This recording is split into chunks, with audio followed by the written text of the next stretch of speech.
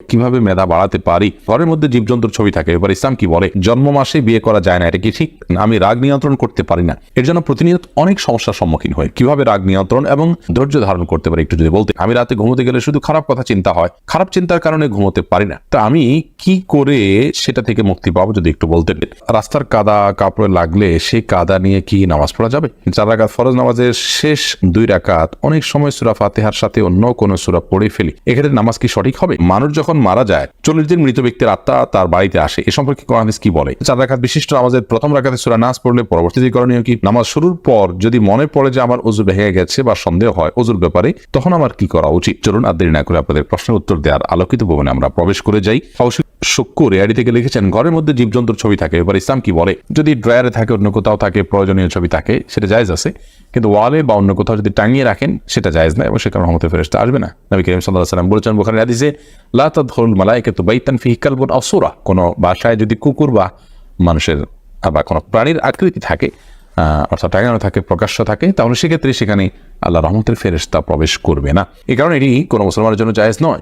M Zahid Hasan আপনি লিখেছেন, জন্ম মাসে বিয়ে করা যায় না, এটা কি ঠিক? এটা সম্পূর্ণ বেঠিক কথা, এরকম কোনো কথা নেই। জন্ম মাসে বা জন্মের দিনে বিয়ে করতে কোনো বাধা নেই। মোহাম্মদ আহসান হাবিব আপনি লিখেছেন, 4 রাকাত ফরজ নামাজের শেষ 2 রাকাত অনেক সময় সূরা ফাতিহার সাথে অন্য কোনো সূরা পড়ে ফেলি, এক্ষেত্রে নামাজ কি সঠিক হবে? 4 রাকাত নামাজে ফরজ নামাজের শেষ 2 রাকাতে যদি আপনি অন্য সূরা পড়ে ফেলেন, তাতে আপনার নামাজ হয়ে যাবে, নামাজ হবে না, পেটে এরকম নয়। কৌশিক সরকার আপনি লিখেছেন, কিভাবে মেধা বাড়াতে পারি? দেখুন, মেধা আল্লাহ তাআলার দান, সেটার জন্য আপনি দোয়া করবেন, নিজের মেধার অপচয় যেন না হয়, অন্য কাজে মেধার ব্যবহার না হয়, সেদিকটা চেষ্টা করবেন। আজকাল বিশেষ করে প্রয়োজনের সাথে অপ্রয়োজনীয় কাজে নিজের মেধার ব্যবহার অতিরিক্ত হওয়ার ফলশ্রুতিতেও আমাদের যেখানে মেধার বিকাশ দরকার সেই জায়গাটা সেভাবে হয় না। অতএব সে অপচয়টা আমরা রোধ করার দরকার। সে সাথে আল্লাহ তাআলার কাছে দোয়াও করতে পারেন, সাধারণ দোয়া করবেন আল্লাহ তাআলার কাছে, আল্লাহ যেন মেধা বাড়িয়ে দেন। এরপরে রবিয়া খাতুন আপনি লিখেছেন, আমি একজনের কাছ থেকে কিছু ফল কিনেছিলাম, কিন্তু সে মারা গিয়েছে, এখন আমি ফলের টাকাগুলো তার বউকে দিয়েছি, এটা কি জায়েজ আছে?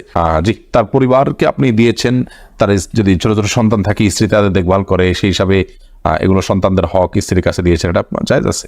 মূলত মৃত ব্যক্তিকে কোনো কিছু দেওয়ার থাকলে, পাওনাদার থাকলে তিনি তার টাকাটা তার ওয়ারিসদের কাছে পৌঁছে দিবেন, অর্থাৎ ওয়ারিসরা সেটাকে তাদের যে হার আছে সে হার অনুপাতে ভাগ করে নেবেন। অতএব আপনি তার পরিবারের কাছে পৌঁছে দিয়েছেন, আপনার দায়িত্ব আপনি পূরণ করেছেন। যদি তার ছোট সন্তানটা থাকে তাদের জন্য তিনি খরচ করবেন, আর যদি সন্তানটা বড় হয়ে থাকে তাহলে স্ত্রীকে বলে দিতে হবে যাতে যার ভাগ ওয়ারিসদের মধ্যে যে যতটুকু পাবে এই টাকার মধ্যে তাকে যেন তারা দিয়ে দেন। অর্থাৎ আপনি আপনার দায়িত্ব পালন করেছেন, কিন্তু এটা শুধু স্ত্রীর একার হক নয়, এ হলো মূল বিষয়।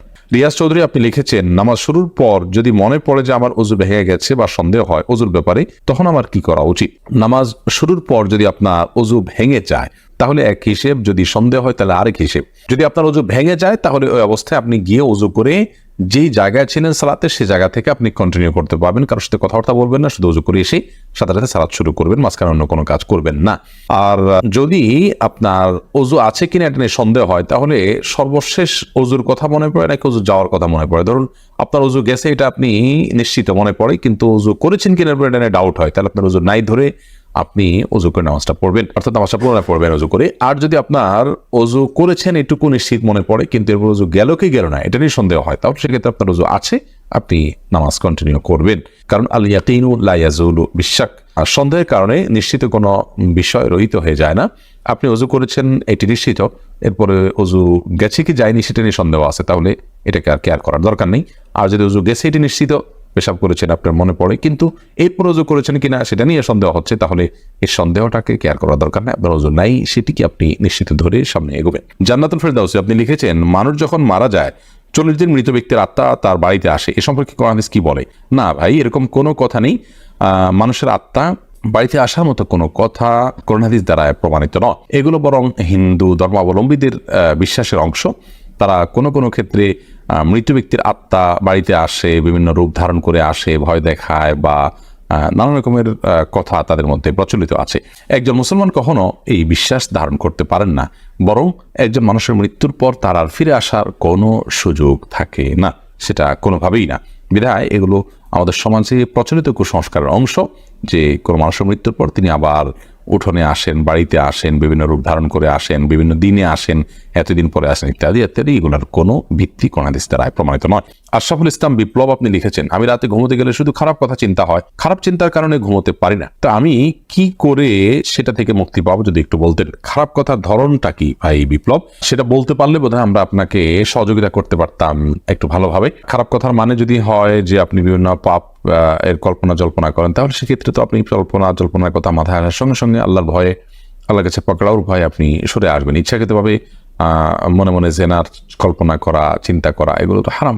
আল্লাহ তাআলা আমাদেরকে হেফাজত করে হারাম কাজ থেকে নিজেকে বাঁচিয়ে রাখতে হবে, এবং এটা এক প্রকারের জেনা, অর্থাৎ আমি মনে মনে চিন্তা করলাম, সেটাও কিন্তু মনের জেনা হয়, বিধায় এখান থেকে বাঁচিয়ে রাখতে হবে নিজেকে। আর খারাপ চিন্তা বলতে যদি হয় আল্লাহ তাআলা সম্পর্কে নেতিবাচক কোনো চিন্তা আসে, তাহলে সেক্ষেত্রে বাম দিকে থু ফেলে আমানতু বিল্লাহি ওয়া রাসূলিহি পড়বেন। আর মনে রাখবেন, এই আল্লাহ সম্পর্কে বাজে চিন্তা আসলে এটা আপনার একটা ইন্ডিকেট যে আপনার মধ্যে ঈমান আছে, শয়তান আপনাকে ঈমান হারা করার চেষ্টা করছে, অর্থাৎ আপনি শয়তানের উপস্থিতি এখানে টের পেয়ে আল্লাহর প্রতি আরো ঈমানকে শক্তভাবে আপনি ধারণ করতে পারেন ইনশাআল্লাহ। তার এরপর হারাকাতুল্লাহ এটি থেকে আপনি লিখেছেন, ভুলে যদি কোরআনে পা লেগে যায় এজন্য বড় কোনো পাপ হবে কি? না, ভুলে যদি পা লেগে যায় তাহলে কোনো বড় পাপ হবে না, কারণ মানুষের ইচ্ছার বাইরে কিছু হয়ে গেলে সেজন্য আল্লাহ তাআলা মানুষকে পাকড়াও করবেন না, কারণ এটা মানুষের সাধ্যের বাইরে। লা ইউকাল্লিফুল্লাহু নাফসান ইল্লা উসআহা, মানুষের সাধ্যের বাইরে কোনো কিছু আল্লাহ তাআলা মানুষকে চাপিয়ে দেন না, বিধায় ইচ্ছার বাইরে লেগে গেছে এর কারণে আপনার কোনো গুনাহ হবে না। তবে হ্যাঁ, আপনি সাবধান থাকতে হবে যেন আল্লাহর কালামের প্রতি অসম্মানমূলক কোনো কিছু আপনার দ্বারা না ঘটে। ইচ্ছাকৃত করলে তো সেটা কুফরি হতে পারে, আল্লাহর কোরআনকে ইচ্ছাকৃত অপমান করলে, অবমাননা করলে সেটা তো ঈমান চলে যাওয়ার মতো বিষয় হতে পারে। বাকি অনিচ্ছাকৃত হলে কারণে কোনো গুনাহ হবে না, সতর্ক থাকার চেষ্টা করতে হবে পরবর্তী সময়ের জন্য। মোহসেন আইডি থেকে আপনি লিখেছেন, রাস্তার কাদা কাপড়ে লাগলে সেই কাদা নিয়ে কি নামাজ পড়া যাবে? রাস্তার যে কাদা আছে এটা কাপড় লাগলে নামাজ পড়তে পারেন, কারণ এটা নাপাক নয়, অপরিচ্ছন্ন হলো নাপাক নয়। এর পরে প্রশ্ন করেছেন রিপন হোসেন, আপনি লিখেছেন, আমি রাগ নিয়ন্ত্রণ করতে পারি না, এর জন্য প্রতিনিয়ত অনেক সমস্যার সম্মুখীন হই, কিভাবে রাগ নিয়ন্ত্রণ এবং ধৈর্য ধারণ করতে পারি একটু যদি বলতেন। আউযু বিল্লাহি মিনাশ শাইতানির রাজীম, এটা পড়বেন। রাগ উঠলে, দাঁড়ানো অবস্থা রাগ উঠলে বসে যাবেন, বসা অবস্থা রাগ উঠলে শুয়ে যাবেন, সম্ভব হলে একটু উজু করে নেবেন, এগুলোর মাধ্যমে আপনি অবস্থার পরিবর্তন করবেন, জায়গা পরিবর্তন করবেন, ইনশাআল্লাহ রাগ কিছুটা কমে যাবে। আর নিয়মিত আপনার বদমেজাজ হয় সেটা নিয়ন্ত্রণ করার জন্য খাবারে আপনি আউযু বিল্লাহি মিনাশ শাইতানির রাজীম পড়ে 7 বার পড়ে ফু দিয়ে খাবার পানীয় এগুলো গ্রহণ করবেন, ইনশাআল্লাহ আল্লাহ তাআলা আপনার রাগকে নিয়ন্ত্রণ করার তৌফিক দিবেন। ধৈর্যশীল মানুষের সংস্রবে থাকবেন, তারা কিভাবে ধৈর্য ধারণ করে এগুলো যত দেখবেন আপনার মধ্যে ধৈর্য ধরার প্রবণতা আসবে ইনশাআল্লাহ তাআলা। উম্মে ফারিয়া আপনি লিখেছেন, স্বামী যদি ব্যাংকে ডিপিএস করে তারপর ওই টাকা উঠানোর পর সংসারে খরচ করে, তাহলে কি স্ত্রী হিসাবে জেনে শুনে সে টাকা খাওয়া যাবে? যদি পরিপূর্ণভাবে হারাম এরকম কোনো উপার্জন স্বামী নিয়ে আসেন এবং আপনার কাছে বিকল্প না থাকে, তাহলে অন্য উপায় হিসাবে আপনি তার অধীনস্থ হিসাবে এটি আপনি ভোগ করতে পারেন, কিন্তু সেক্ষেত্রে নিয়মিত এরকম করলে আপনার বিকল্প হালাল উপার্জনের পথ বা হালাল ভাবে জীবন ধারণের পথ আপনার খোঁজার চেষ্টা করা উচিত। রায়হান মিয়া আপনি লিখেছেন, 4 রাকাত বিশিষ্ট আমাদের প্রথম রাকাতে সূরা নাস পড়লে পরবর্তীতে করণীয় কি? পরবর্তী রাকাতে আপনি সূরা নাসও পড়তে পারেন, আর যদি পেছনে সূরা পড়ে ফেলেন তাতেও আপনার নামাজ হয়ে যাবে। কখনো এরকম কালে বদলে হতে পারে, ইচ্ছাকৃত এরকম করলে সেটা অনুচিত হবে, মাকরুহ